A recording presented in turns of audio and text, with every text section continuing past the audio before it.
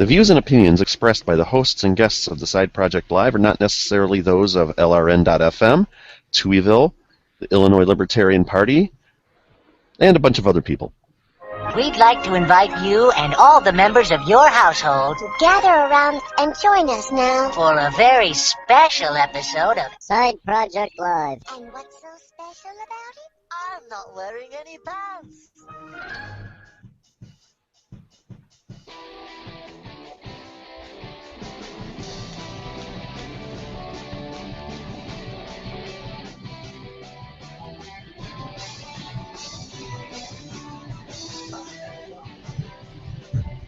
Ooh. Well, I already got a technical problem. This is more of a mechanical one now. Damn it.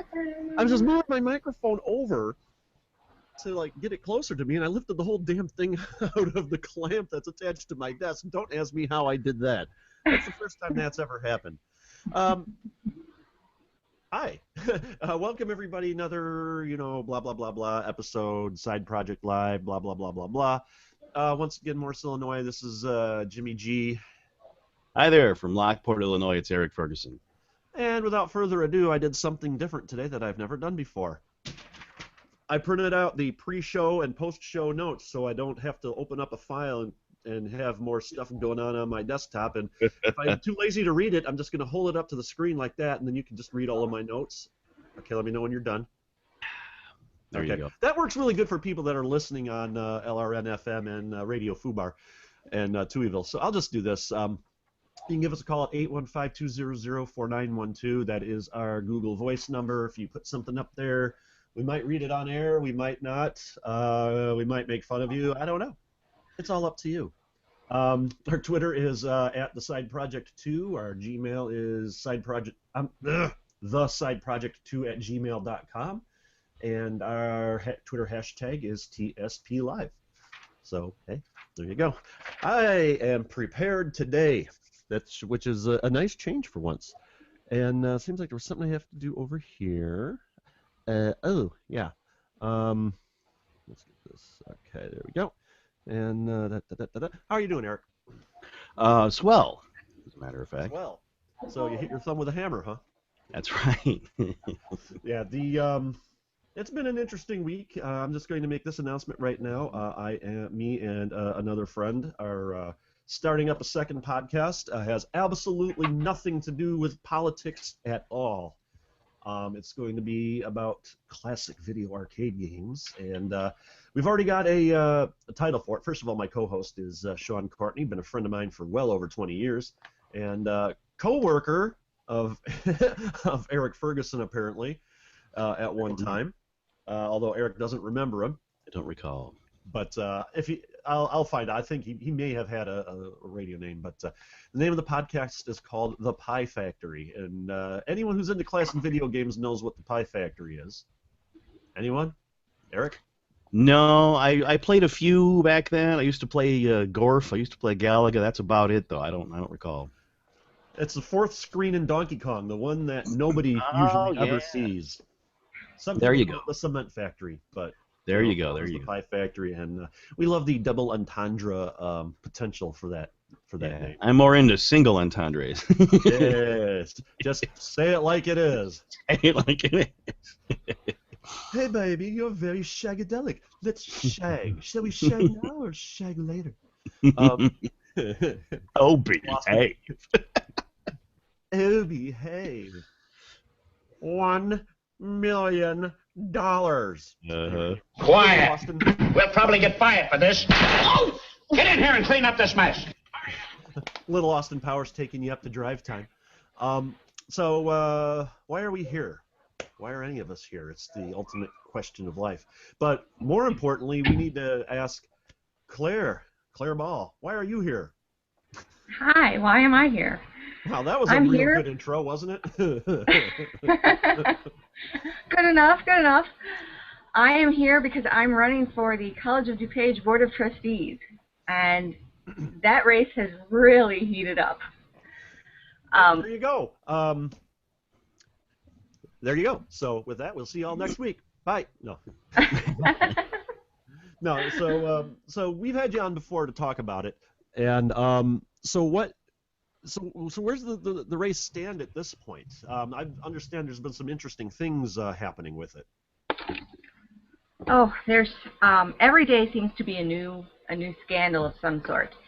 So there's 12 of us running in the race for 3 open seats, and there's been a lot in the news from COD. There's been spending issues. There have been issues with curriculum hours. There have been issues with there's a faculty vote of no confidence, and then just this past week, there's been talk of let me think. There's been just so much on the wire.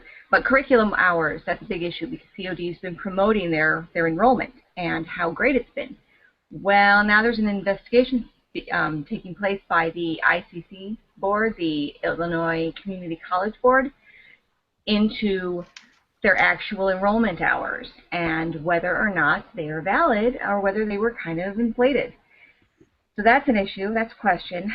On the campaign front, there has been a couple of articles coming out through the Chicago Tribune about the spending going into this race.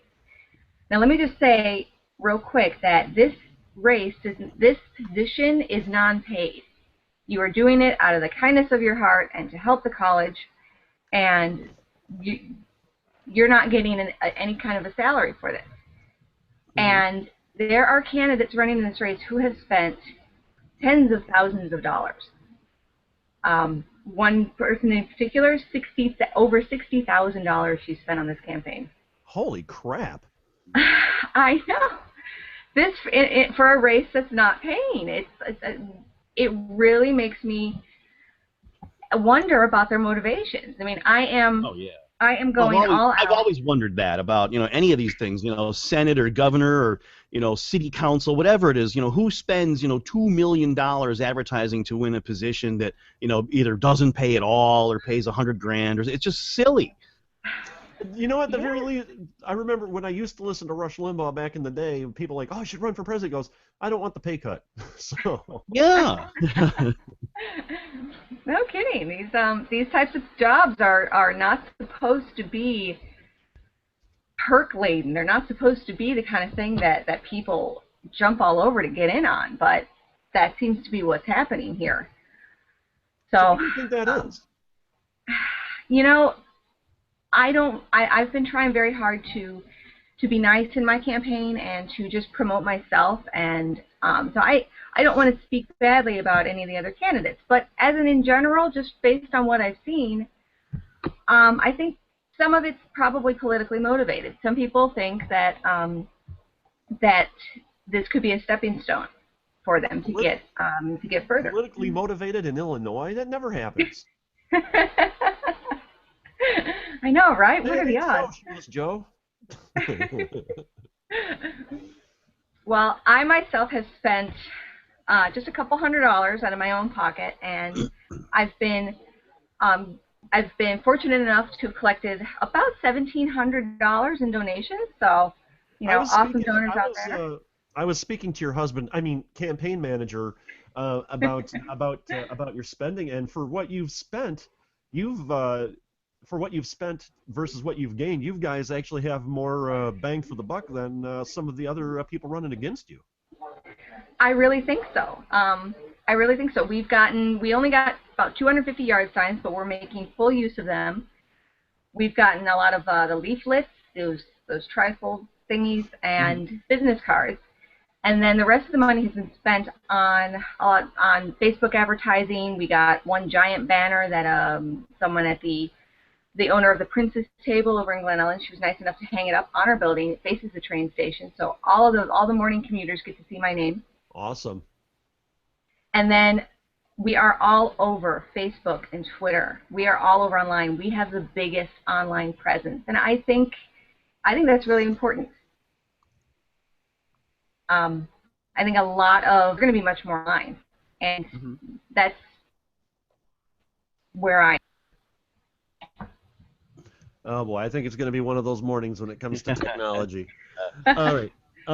So you mentioned something. There was a scandal about enrollment hours. I hadn't heard about this. What exactly is going on there, and what does it mean, really? Well, The question is on. There have been a couple of a couple of educational courses where they changed the number of credit hours that the students receive.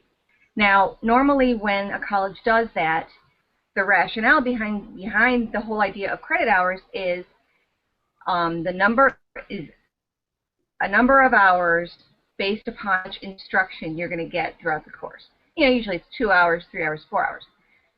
So I guess late last year, there was a push to change the curriculum hours of certain classes that were popular. I believe it's in the fire department training area. Mm-hmm. To bump them up from 3 hours per credit to, I think it's 6. I think it's going to be 6 hours. So what happened there, sorry. No problem. That turns into higher enrollment because the number of credit hours is comparable to enrollment. So that boosted enrollment. Okay, that's fine. The kicker is that they did not increase the amount of instruction that they gave to the students, which is supposed to be the basis for how many credit hours you get. And a lot of the teachers, a lot of the professors over there, just they were very suspicious. They said, I don't know if we can. I don't know if that equates, if that number of credit hours is equal to their learning, considering we haven't boosted how much instruction time we're giving them. So the Illinois Community College Board is now looking into that, saying, wait a minute, can you justify bumping up these hours?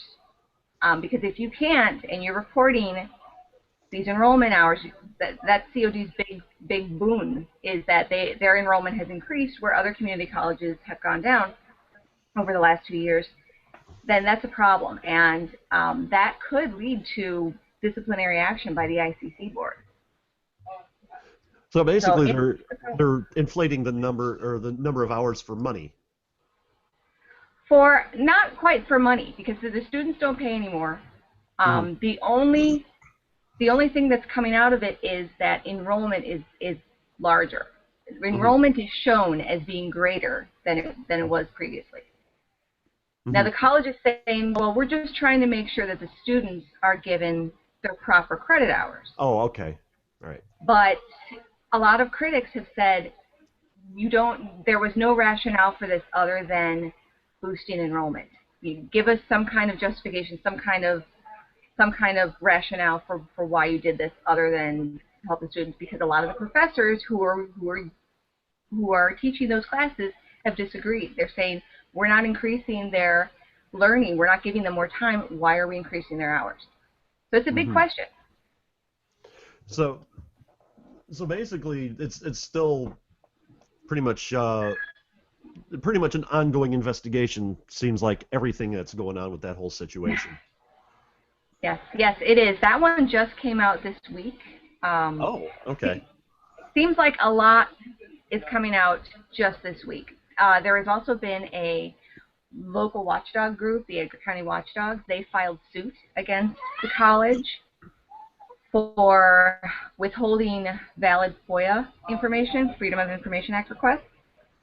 And they have spoken out at the last several board meetings about the information they have requested, why they haven't gotten it, and they've reached out to the college several times, and the college has been completely I was wondering if that was a cat or your husband. That was a cat. Sorry. He insisted on being in the room when I started this, and now he's decided that he's done with politics. I'm the center of attention over here. Yo, over here. Come on, I'm here. Exactly. Okay. So there's every day it seems like there's something new. It's not campaign finance for the candidates. It's curriculum hours over at COD on top of their spending issues, on top of their Freedom of Information Act request issues, their transparency issues, and now the watchdog group has taken them to court. So there's some. I mean, that's all, folks. because I've been kind of following, some of it, what's going on with that race, that situation. And did I just read something correctly that the outgoing president has refused his the golden parachute they gave him, or am I misreading that? Well, if you saw that on my page, it was I put out a bit of an April Fool's joke. Oh, right. I should have known. Okay. He also offered to pay for the audit out of pocket. How nice of him. No, that was my April Fool's joke. Okay. Oh, so you do have a little bit of a mean streak, just not against your just not against the other people running for the positions. That's right. I place the blame where it should be laid, at the feet of the president and at the current board. So what? Oh gosh, there was something else that was going on with that I had heard, and I had it on the top of my head. Oh yeah. What was this about? You don't have to address this or not. This could actually also possibly be part of a April Fool's joke now that I think about it. But what was this I was hearing about, a nasty phone call to a donor? That was no April Fool's joke. That one was. It seems the campaign manager for the Clean Slate, he's been getting himself into hot water this whole campaign. First, he sent a text to another candidate saying, hey, you should get out of this race because by the time I'm through, anyone who supports President Bruder is going to look like they supported Hitler. So this candidate brought that up, put it out in the news. Law. So never a good thing. Never a good thing to compare things to Hitler. No. Stalin or Mussolini, that's something else. Emperor Hirohito. So he started there. I guess he's been very pushy with. I mean, he's been doing what a campaign manager is supposed to do and pushing his candidates, but he's getting kind of nasty. And I guess he sent a voicemail. He called up a man who donated $500 to my campaign, my biggest donation from William J. Kelly, and this guy called him up and left him a nasty voicemail saying, what are you doing? Why are you supporting her? He dropped the F-bomb quite a few times and basically just tore into him for donating $500 to my campaign. And so this is in a race where these people are spending tens of thousands of dollars. And they're concerned with. I should have had that pulled up, but then again, I would have had to have bleeped the whole thing out too, though. So probably a good thing I didn't have it. I heard that this guy, he didn't mention anything about your campaign in the phone call I noted, but wow, I mean the level of nastiness. But then again, I mean that's Illinois politics. That's what we do. I mean, you remember Rod Blagojevich's "This is effing golden," whole speech that he did, and that's just par for the course for Illinois politics, sadly. But wow, I mean, what a lack of character, what a lack of. I mean, I get mad at people who use the F-bomb all the time, but when it's something where it's involved, even tangentially with public policy like that, there's no excuse for it. I mean, that sort of thing, if it gets wide publication, wide distribution, as it were, that has wide-reaching effects, especially since religion still plays a huge role in American politics. Even in local races like that, and races where it doesn't even matter, you'd think that would have some sort of a negative effect. Well, it's not even. If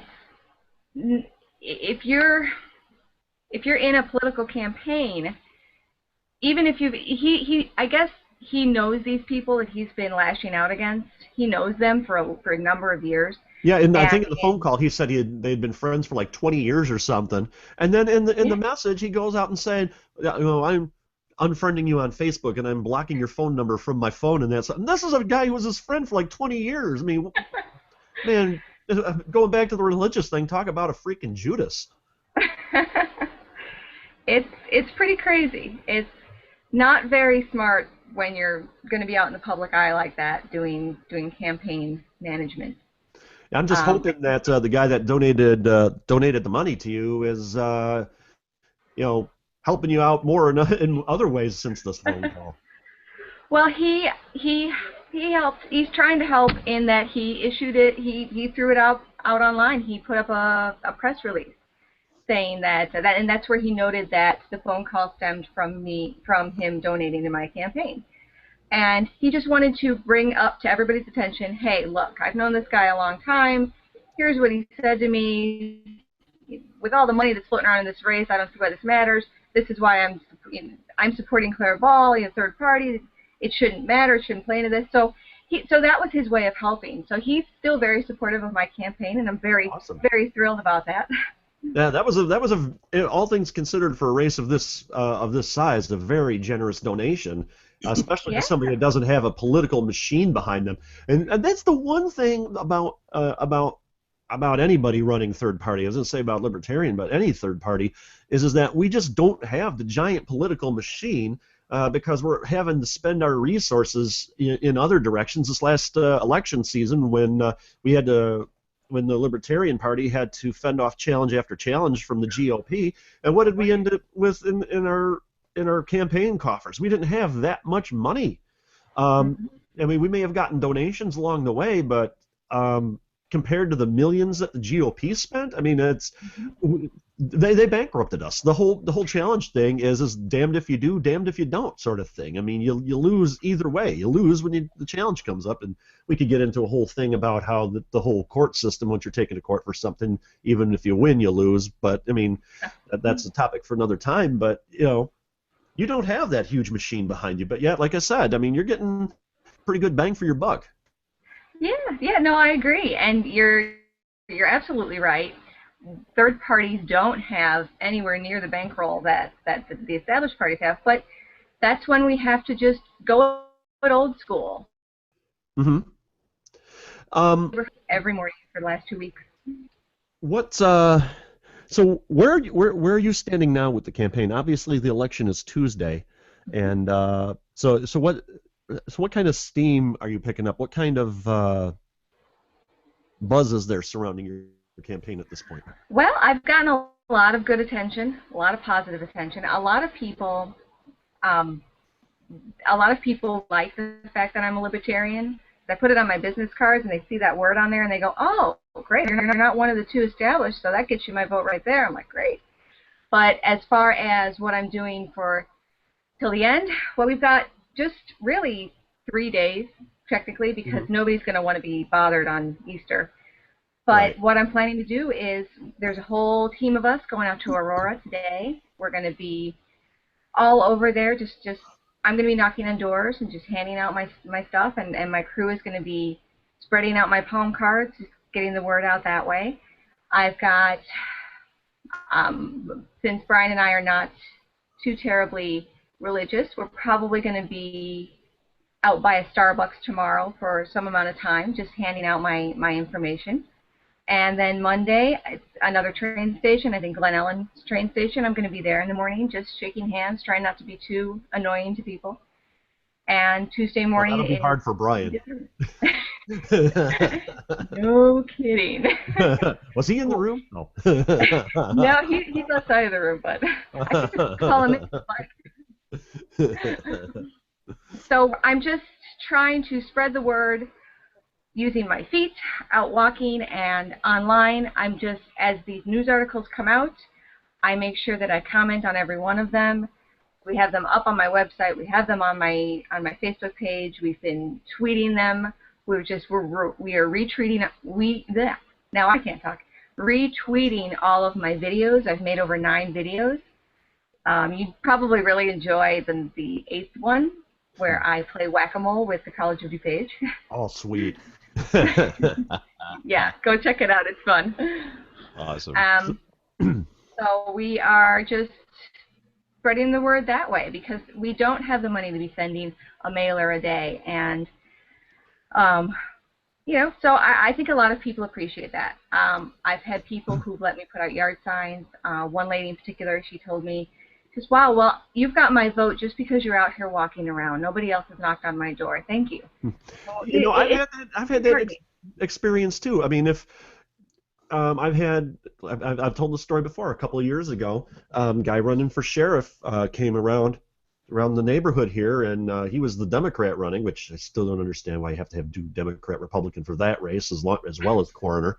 But you know, he took the opportunity to come around and actually knock on doors in my neighborhood. I don't live in town. I live south of Morris, kind of like in a rural area where the cornfields start. And you look to the south, there's cornfields as far as the eye can see. And he was out walking around in my neighborhood, which, you know, pretty dang awesome. We had a good discussion about issues that are important to me. And yeah, I mean, if you're taking the time to go around to a neighborhood doing that, I mean, that's impressive. That leaves an impression on people. I had a judge candidate do the same thing, and so, you know, that's easily the least expensive, one of the least expensive things a candidate can do. I mean, it takes time. Time is money. But I mean, yeah, that does leave a good impression. It's one of the most effective ways for a candidate to get out there and, you know, get their message out, so to speak. Yeah. Yeah. Hey, for third parties, sometimes it's the only way. Now, have you gotten any endorsements from any newspapers? Newspapers, I've gotten an endorsement from the Illinois Herald. Mm-hmm.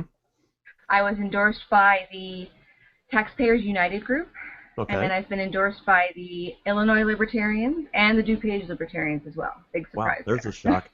And I think there's some sort of nepotism going on with the DuPage Libertarian endorsement. I'm just throwing that out there, and I'm not just saying that because you're campaigning. But I mean, it's funny. I mean, what, would you like us? I was going to say, would you like me to have my campaign manager come in here and issue a statement? Hey, so it's funny that. Now, I'm assuming the Tribune and the sometimes in the Southtown and what's the other newspaper? I can't think of it. But the big newspapers don't. I'm assuming they all put their endorsements out, and.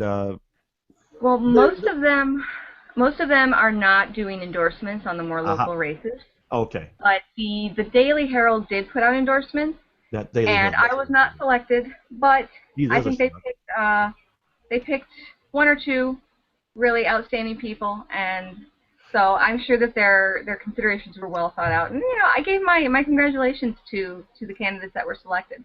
So there's no reason to be nasty. Actually, no, I wasn't reading about that. Brian was telling me about that, and how that actually impressed several people that were in the forums or the comments to the endorsements. And he was telling me it was the typical "oh, you suck, no, you suck" thing. But then you come in and you're like, you know, congratulations to my opponents. This is why you should vote for me. And you kept the there I am. You kept the high road going, and that's very important. Once again, that makes an impression on people, because people.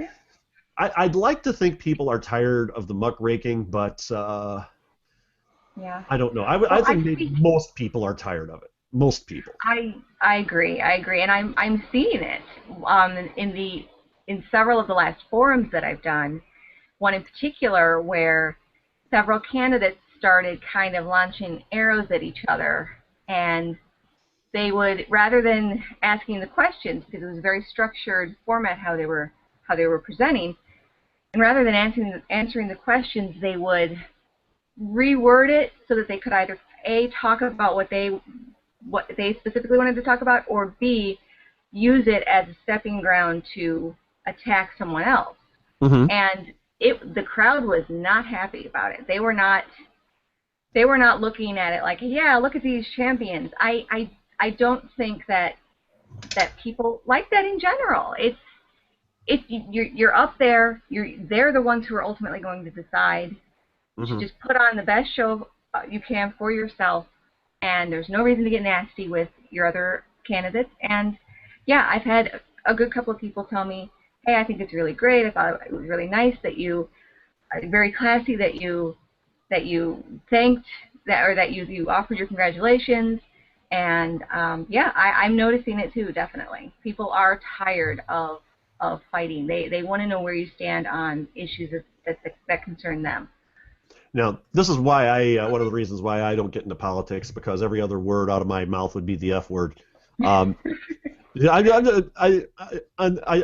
appreciate the civility in that, but every now and then you're going to need someone stand up in the middle of Congress or whatever office it is and say, "You effing a-holes," or "You don't know what the F you're doing. You're going to screw up this D country and Q you and X the lot of you."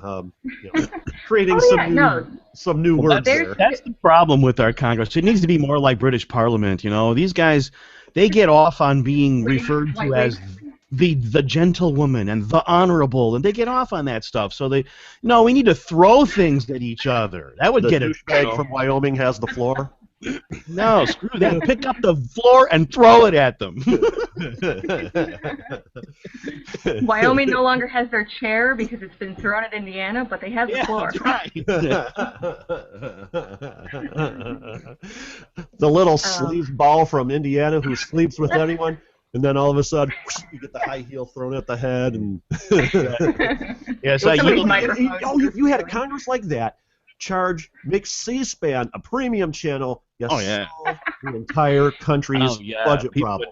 People would pay for that. C-SPAN would have an unlimited budget, man. Oh, hell yeah. The advertisers would just be clawing to get in on some of that action. I yield the floor to the scumbag from Missouri. I yield Shut nothing. the hell up with your damn filibuster. You bastard. You start throwing your copies of Cato Institute pocket Constitution. Just start whipping them around. That was a copy of Atlas Shrugged, you idiot. That's 1,000 pages. That hurt. There you go.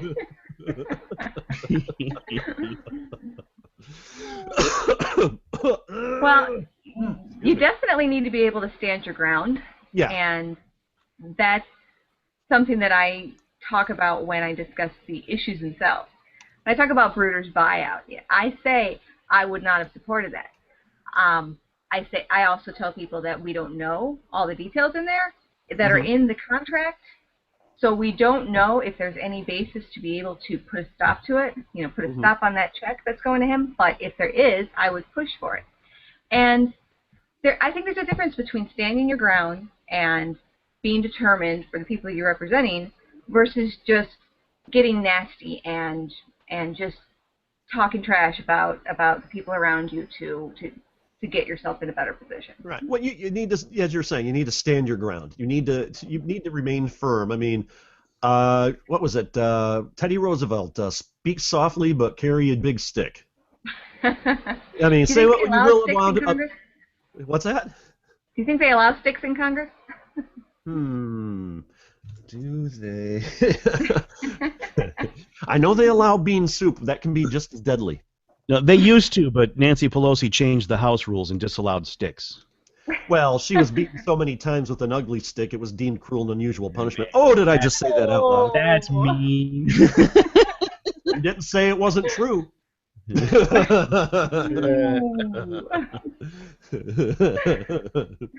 I'm sure at one time she was a very lovely woman.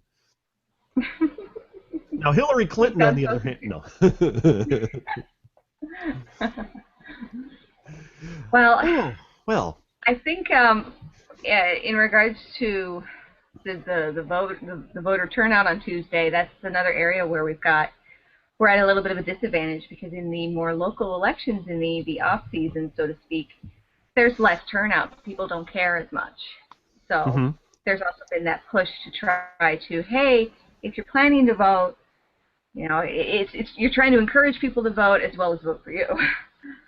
So the big problem with these midterm elections is it's not the high-profile races like president or Congress or governor or any of that. In fact, I always question why we even have the springtime election for all of these local things and that. And it occurs to me that that's in and of itself a big waste of money, and it should just be merged in with the regular election, and then you'd get a higher turnout and go from there. They don't want it. That's the reason why it's the way it is. They don't want a higher turnout. All these politicians get out to vote.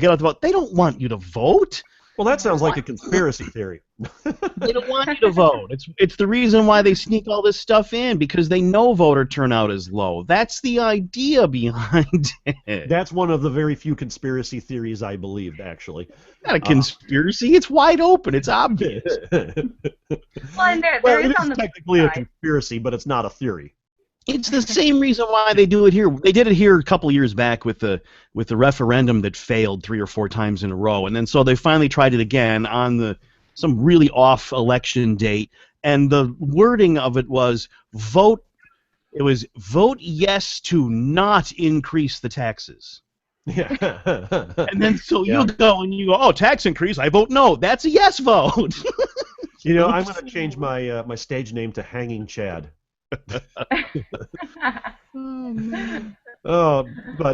So yeah, you are right. I mean, you are at a disadvantage with the midterm election, but you got to get your base excited. But there again, that's where third parties have the disadvantage is that we are going out there having to spend our finite resources on not only exciting our base but increasing our base, to the point that where the big parties pretty much just take their base for granted. That's true. That's true. I think third parties have such good messages, but we are dwarfed by the other two parties in money and numbers, and it makes it very difficult. But we have to persevere, right? Yeah, I absolutely love the argument. Well, I like what you stand for, but you guys don't have a chance of winning. If everybody who said that would vote for the third party, they would have won. Yes. Yes. I argue with my coworkers on that point all the time. I have a friend he generally votes Democrat, and so he and I go at it quite a bit because he'll tell me, oh yeah, our views are very similar. I'm like, then vote for a third party. He's like, no, you guys can't win. Come on, man. Even though I'm a libertarian, I have quite a few friends that are dyed-in-the-wool Democrats. A few of them that would actually make Stalin look like a Republican.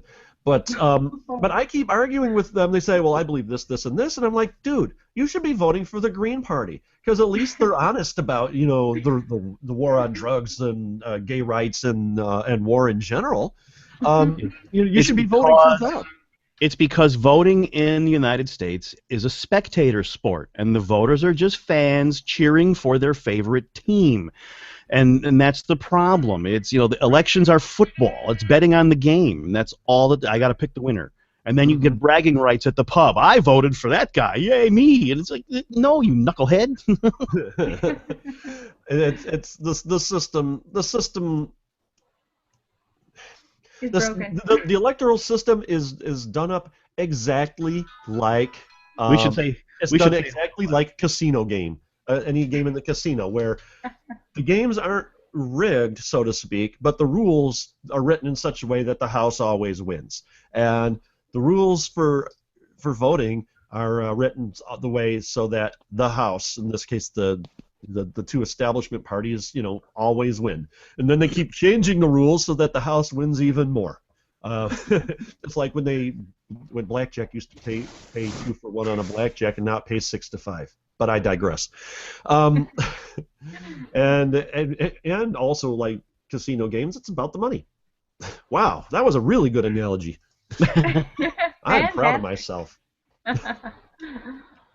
Oh yeah, it's been a very interesting race. It's taken a lot more of my time and energy than I thought it would. But every time I'm out and I'm talking with people who don't want to go with any of the standard candidates, who don't want to, go with either of the standard parties, the bigwigs, talking with them is it's so heartening because they're like, they think it's great that I'm out. They take my car. They're actually going to look into voting for me. I hope, anyway. I mean, But I try to be really nice when I'm at the train station because this is kind of funny. Yesterday we were out and there were a couple of people there representing one of the other candidates, just handing out leaflets. So I went there and people are walking to the train, and it's the morning. They don't want to be bothered. They want to go to work. I used to be a commuter. I know that mentality.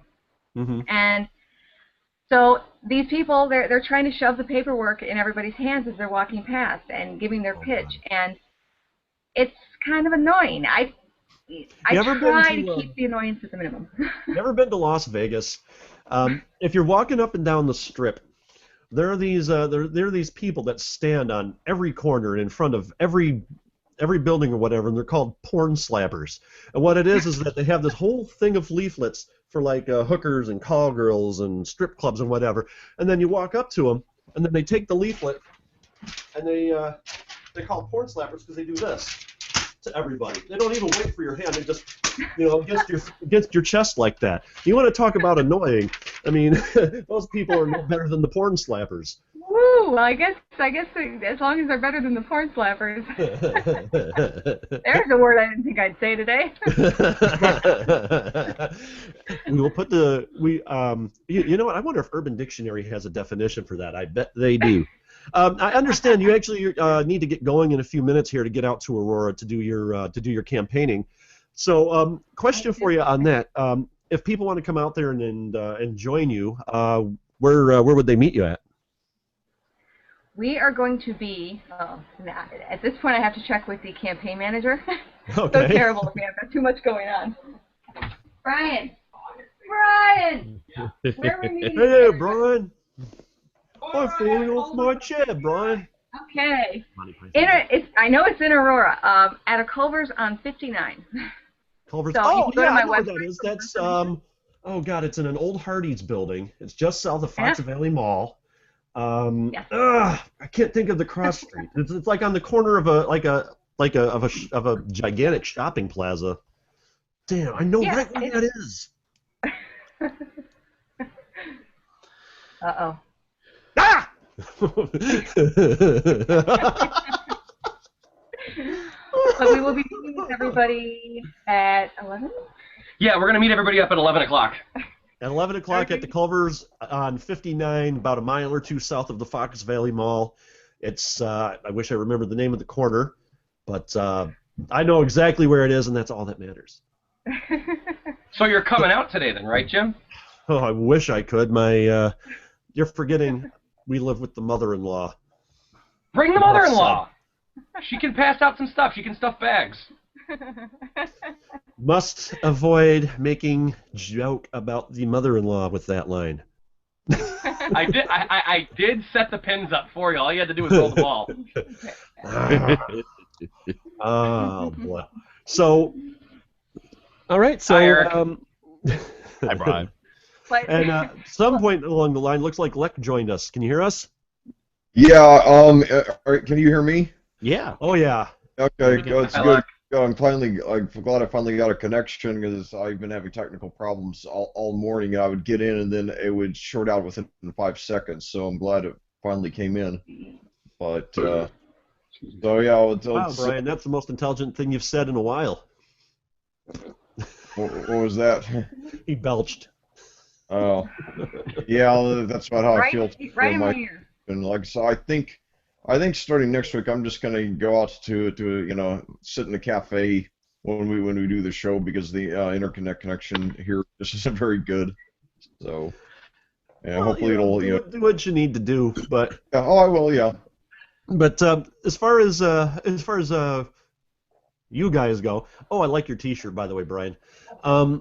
The barks, it's got bite. It tastes like iron. What was that? It tastes like iron. Tastes like poo. Oh gosh, what was the hell was I gonna say now? Get me laughing. Something about me, I think. Yeah, it was something about you. Yeah, so yeah, you guys got to take off here in just a minute. So once again, I'd like to thank you guys for coming on, Claire. All the best for you on Tuesday. If I didn't live in the Joliet Junior College District, I'd vote for you. But I do, and I'm sure that if I cast my vote for you guys in this district, that somebody would notice. So this is Illinois. You never know. Okay, that's true. Well, thank you very much for having me. And I appreciate it very much. Not a problem. Have fun passing out your campaign material, and if as soon as you get an opportunity, push Brian out in front of an oncoming truck. Aww. And if anybody wants to, don't forget we're having an election night party at the American Tap in Addison on Tuesday night. 701 West Lake Street in Addison, the American Tap. There will be cake. The cake is a maybe lie. even one or two of our opponents may come out. We're inviting anybody, any other candidates, any people who want to just come out and hang out with us on Tuesday night and watch as the polls come in, which, considering it's just a county race and generally it's low voter turnout, we'll probably get them within a half an hour to an hour when the polls close, so we'll see how it goes. But you guys are all welcome to come out if you want to drive out to Addison on Tuesday. I might just do that. Depends on a few things. Keep it in mind. It's an option for you. So, cool. Oh, and then there's the cat. There's the one that was making all the commotion. So. Oh, yeah. It was nice having you guys on again, and oh dear, I'm scared. Brian put on one of his myriad of hats for those of you who are listening and not watching. So, so once again, thanks for coming on the show. Have a good time out there in Aurora. Be safe, and best of luck on Tuesday. Thank you. Thanks very much. Take care, guys. Thanks. Yeah. Bye. So there you go.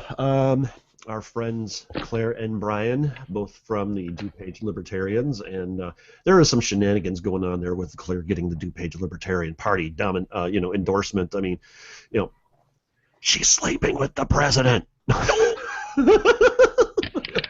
Granted, the president happens to be her husband, but still. You got to be careful with language like that. That's what happens. I know. I'm a horrible person. Yeah, so, I think you should just, when you're running for these offices, you should just, set up your campaign literature, all innuendo, just like, and I don't kick puppies. Just make it look like they do. You might just make stuff up. I got to get a hold of the book. I've got to find it on eBay. I've brought it up before. Old Mad Magazine book. They used to actually have novel type books called Madvertising. It was totally new material. Nothing had been in the magazine, and they're talking about nasty advertisements and one chocolate chip cookie. Our chocolate chip cookies are great, and nobody's ever died from eating ours. Oh wow! George Carlin was once like, they have the government has standards as to how many rat turds that and insect parts that you can have in your hot dogs. So I imagine somebody on Madison Avenue one day will go, and our hot dogs have fewer rat turds than the national brand. Wow. And I think that something like that, if it could be an attention grabber, as long as it's nothing libelous and something that it could be used to lure people in and make a point even in a comical way. I think it might be a good attention getter, because I think getting people's attention in itself has been such a struggle for the LP. And the big thing you gotta watch out for too, though, is you have to be hyper vigilant, because one lawsuit against a third party basically shut the party down. So even the stuff that might even be mildly libelous, that might just be something in jest, you got to watch out for, because that could kill the movement, because we're so small. Humor is always a good thing, but you really, especially once again, third party, really, really, really got to watch yourself. You got to make sure 3, 4, 5 times that what you're saying, isn't going to get you or your party in trouble. Yeah, and something that when I was when the connection was going in and out, I heard mention. Of course, so obviously, Jim, back when it was when you and I were, hosting a show together, we made this point a lot, but I don't think it's been made in a while. And the thing is with when I talk to the people who say, oh well, so and so doesn't have a chance to win or whatever, I mention that the only thing that gives politicians an incentive to change is losing your support. Is by not just by you losing your support, but by you giving that support to someone else.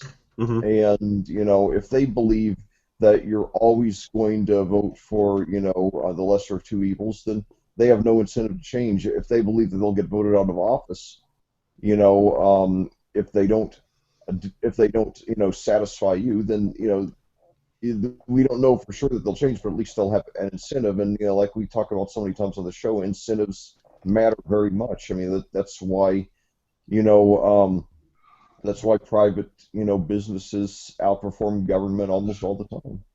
Yeah, I have to vote for Brezhnev, otherwise Khrushchev might win. Yeah, but you got George Washington running for office too. I mean, and I was going to use Stalin and Hitler, but that's been that's pretty much cliche. Obama and Romney would be, is bad enough.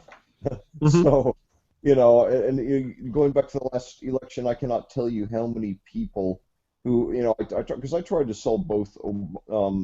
I tried to sell Johnson to both Obama and Romney supporters, and it drove me up the wall that a vast majority of the time, the people who were voting for Romney had nothing good to say about him, but only bad things to say about Obama. And of course, most of the Obama supporters, didn't say anything good about Obama, but just trashed Romney.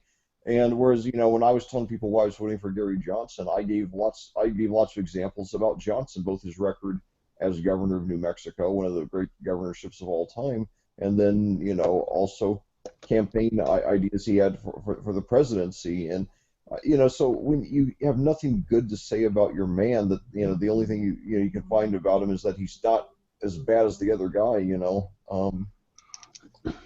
it just blows my mind that, people, just fall for that system. I love another argument I love is well, you're stealing votes from X, so that's why your party should be kicked off the ballot. And I'm like, okay, if you believe that we're stealing votes from your party, then let's give third parties totally equal ballot access with you guys, because then the things would even out. If what you guys say is true, that we're stealing X amount from your party and they're stealing X amount from the other party, even out the playing field, because then it won't matter, will it? That's not what they want. They just don't want competition in any way, shape, or form. Even if it balances out the playing field, even if it has a net effect of 0. Yeah, and of course, and going back to Ralph Nader, I mean, it is utterly arrogant to say that a candidate is entitled to the votes of people who did not want to vote for him. Mm-hmm. And I like using the logic. Look, if libertarians are stealing votes from Republicans, or if the Greens are stealing votes from Democrats, are then not Republicans stealing votes from Democrats, or vice versa? Yeah, that's exactly the whole. When you give it like that, it just drives the point home that their argument doesn't hold water. Right. And so it's a shame that people have gotten so deep into this two-party system that they'll come up with the most ridiculous excuses to keep perpetuating it. And now our president wants to make voting mandatory. Yeah, they were taught it in school. Yeah, exactly. They were taught it in school, somewhere, I don't know, 5th grade, something like that. I mean, we were taught that this is a two-party system. Mm-hmm. Yeah. And even the laws written the way they are,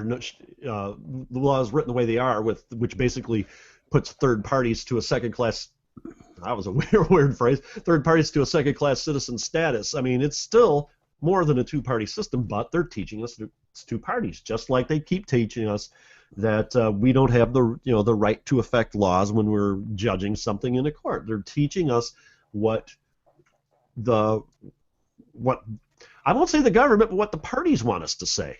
Yeah, and the parties control the government, and therefore the parties are the government. Let's be honest. And Ron Paul, of course, repeatedly during his last campaign, talked about the tragic irony of it, that so many of our ridiculous wars have been under the guise of protecting democracy. And, look what an awful job we do of that here. Mm-hmm. Live peacefully or else. As George Carlin once said, "Live and let live." That's my motto. Live and let live. Anyone that doesn't believe that, take him outside and shoot the son of a bitch. That's right. And then and of course another example. I mean that we disposed disposed of the first democratically elected government in the Middle East, or in Iran. Yeah, and oh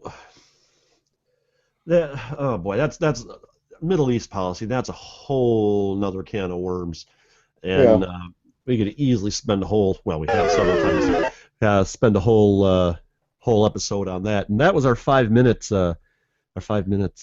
warning there. So we're gonna have to start wrapping this up. Claire and Brian aren't here anymore. They're out in Aurora, so meet them at the Culvers on Route 59. It's about a mile or two south of the Fox Valley Mall in Aurora.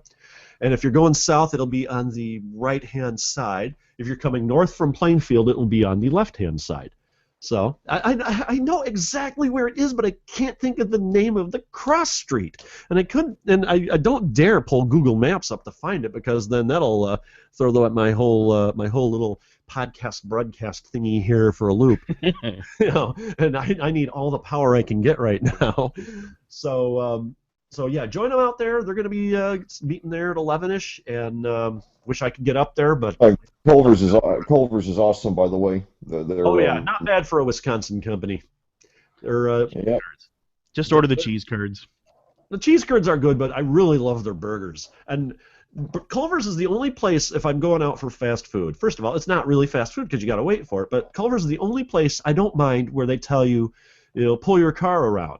Because unlike Burger King and McDonald's, especially McDonald's, which is notorious for that, Culver's makes all their food fresh. Burger King and McDonald's are supposed to have all that stuff ready, just slapped together in a bun and have it to you in 30 seconds. Yes. I hate it. That's why I try not to go to McDonald's too much, and I can't go to Culver's too much because they're not. Let's just say Culver's is not horrible cheap, but it's worth every damn penny. This isn't free advertising for you, Culver's, and so I don't know if you want to be associated with a libertarian podcast, but you are the best of the fast food joints right now. And just one suggestion: more strawberry and blueberry on your flavor of the day. That's all I'm saying. I'm not a huge fan of Oreo, chocolate, or mint. More strawberry and blueberry, and maybe even throw some banana in there. Just saying. So, at any rate, I'm going to read our end of show crap here, even though we do have a few more minutes. You can get our archives at tsplive.com. That is our main site. We are in the iTunes store. You can listen to us on radiofubar.com live every Saturday, 9 a.m. Central. If you are a fan of us on Facebook or on Google+, we will have a link posted to the live video stream. You can get us on the TuneIn Radio on your smartphone or Roku box in two different ways. You can either search for Radio Fubar, which you get the whole Radio Fubar live stream, a lot of good shows on there. Like the Chris Brake Show, Wheelbarrow Full of Dicks, and other shows like that. I haven't talked about them in a while. I'm wondering how for our show. You can get Side Project Live on there too, just us. If you don't like Wheelbarrow Full of Dicks, and I don't know why you wouldn't like them. Yeah, they don't live up to their name. No, they're missing a wheelbarrow. You can listen to the repeat of this show around noonish on Sundays at tueville.com. We are, as I said, we're on, I don't have it written on here, lrn.fm. We're in the podcast loop. You're usually on pretty early in the morning. I'm talking like 2 or 3, but it's worth it to stay up. And I keep forgetting to mention this. If you'd like to support the show, you can go to patreon.com/tsplive. That's patreon.com/tsplive, and you can make a low per episode donation so we can get better equipment and upgrade the show, and who knows, maybe hire a better looking face than mine. You're the actor. You should be the face of the show, like. Yeah, sure. Well, that'd be cool to try. You know what you need to do is you need to replace this picture that you got on here on the Google Hangout with the one from that National Geographic special where you're kind of like. Oh yeah, with the bus coming at me. Yeah, that was a fun shot. For people that haven't listened to the show too much, Luck actually had a double-decker bus thrown at him on the National Geographic channel. So yeah, I want to look for that. We are just at the end here, so. Once again, we'd like to thank Claire Ball and Brian Lambrecht for coming on the show. Once again, from the Side Project Tower, Morris, Illinois, this is Jimmy G. From Lockport. Hey, from Lockport, it's Eric Ferguson. And from Indianapolis, this is Lex Zorn. And we will see you all again 9 a.m. Central Time, or normal time as I call it, next week, and we will go from there. So we will see y'all later, and bye-bye. Yeah.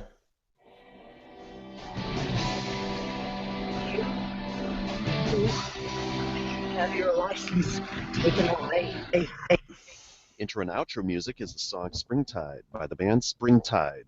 Visit them at www.springtide.jp.